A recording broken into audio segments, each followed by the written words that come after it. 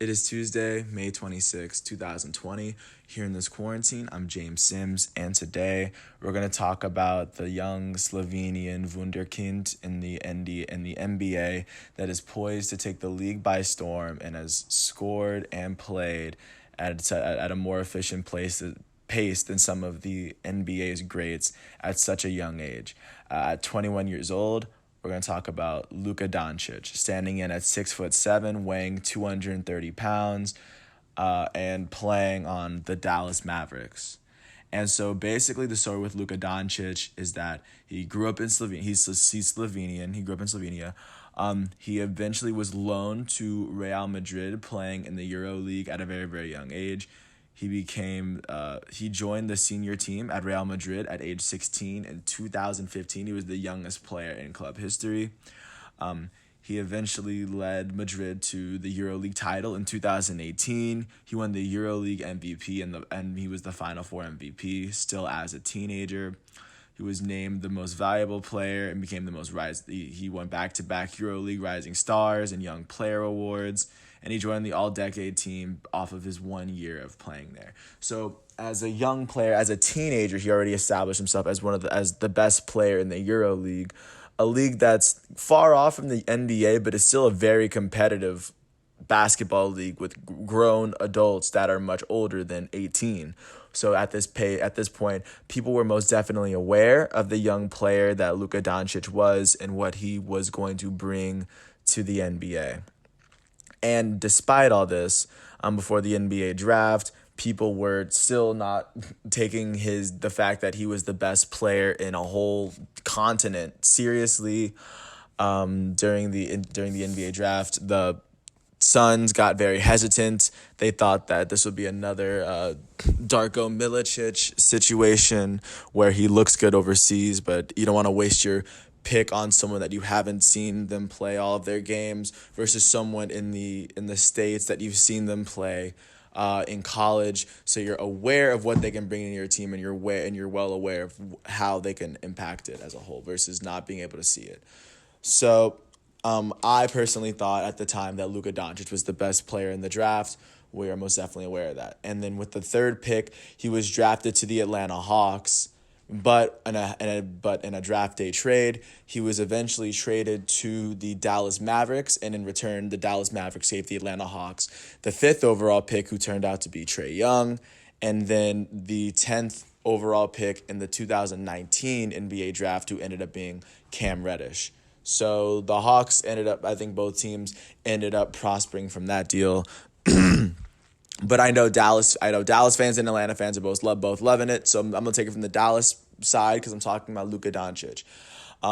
Ever since Luka Doncic has stepped foot in the NBA, he has shown that he is the best individual talent that's younger than Giannis. The last year he almost won on if the popular vote decided who was going to be an all-star. Luka Doncic would have been an all-star last year. Ever since he's shown up in Dallas, he's been chaos for other teams that are playing against him. And the Mavericks have really kind of been doing their thing, sneaking around, letting Luka Doncic play the basketball that he's been able to play.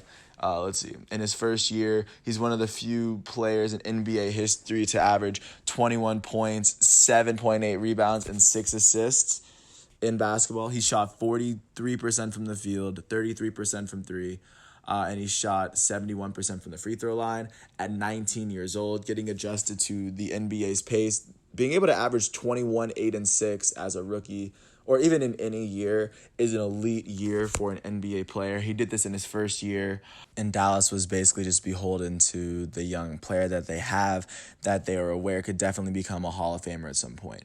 So in his second year, at 20 years old, he was able to after starting and playing in 54 games, he averaged 28.7 points, shooting 46% from the field, 32% from three, 75% from the free throw line. He also averaged 9.3 rebounds and 8.7 assists, 1.1 steals, 4.2 turnovers, but that's still an amazing year for the point guard as a point guard. And so we ended up averaging 29, 9, and 9 which for anyone at their peak season is an all-time great year. Luka Doncic did this at the age of 20, which is what is making a lot of NBA fans definitely consider him as one of the greats at this very, very young age, and he definitely deserves, he deserves all the praise that he's getting for this team. Also, he was voted to be an NBA All-Star starter in the West. The only other second-year player to do so at that year was Trae Young. So they were both showing that they were elite level players, that they could be starters in their own conference in the All-Star game. And Luka Doncic was one of them, showing that he's one of the best. And that's really the legend of Luka. And as the years go on and he builds his legacy, I'm gonna have more to say about him. I'm a big fan of the situation that he's in Dallas, with Seth Curry, Tim Hardaway, Dorian Finney-Smith, Kristaps Porzingis, Maxi Kleber, Willie Cauley-Stein. The Mavericks have a good amount of depth of young players. They're not necessarily stars, and they're not necessarily too young, so that he can build this team into a playoff contender with the pieces that they have. They may not make it deep, but they're definitely built to win a lot of games in the regular season, and Luka Doncic can definitely push them as far as he can. But I don't think this team is necessarily built to win championships unless Mark Cuban kind of makes deals here and there and gets players to come and play with Luka Doncic, and I imagine a lot of top players would. But considering how good Luka Doncic is, it's very likely that the Mavericks are not going to be in the lottery very soon, so they're not going to be able to pick top level or elite level draft picks for the next few years, especially while Luka Doncic is playing. So that means Mark Cuban's gonna have to make a couple of deals to get some younger, to find a way to get young superstars to play with Luka Doncic, but they might end up wanting to in the end, so that everything might be all in good. In terms of where I think Luka Doncic can finish amongst the greats. I think he'll end up winning a championship or two here or there. Even if he stays in Dallas, or if he leaves, I think he's definitely a player that'll bring MVPs, championships, and he will be a star in which the NBA really hasn't ever seen. When people look back at the 2020s, one of the players that they're going to remember, 2020s, 2030s, they're going to remember Luka Doncic because he's one of these players that you can spot. He's that good this early. He's also going to be remembered with Trae Young till the end of time for being a part of the same trade, and both players ended up being incredibly elite Hall of Fame level talents.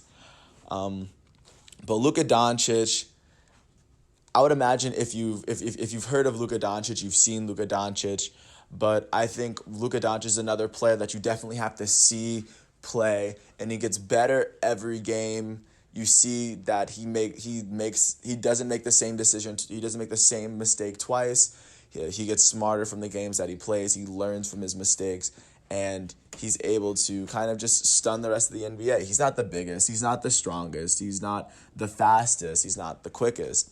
But he's one of the more smarter players in the NBA, and he has the level of experience that he has at 20 to make him to put him at kind of a higher level than a lot of other players that are his age. It gives him an advantage mentally, and it allows him to kind of stay a few steps ahead of his competition. And because if he's doing this at such a young age, we can see that once his footwork gets tighter, once his jump shot is more automatic, there's always little ways he can tweak his game and make his game a little bit better and crunch it up to make it a little bit better each game, which is why a lot of fans really like him, because they know that he's this good and he's gonna only get better. That's why a lot of the comparisons are to Larry Bird. I didn't get to see Larry Bird play live, but I've seen a lot of his old games, and it looks as though seeing how big Larry Bird was then, I think Luka Doncic can be a bigger player. He's doing this already at the age of 20. Didn't have to go to college. He went to the Euro Leagues, came to the NBA as a teenager, and he has been balling ever since. I don't think he's necessarily LeBron, but I think he will finish amongst the he's going to finish amongst the NBA greats. He'll finish with an absurd amount of career points by the end of it. Hopefully, he'll be a 30,000 point scorer by the end of his career. He'll have the all around stats to make him a first ballot, probably unanimous Hall of Famer. And we're gonna sit back and look at his legacy as one of the best players that has ever played.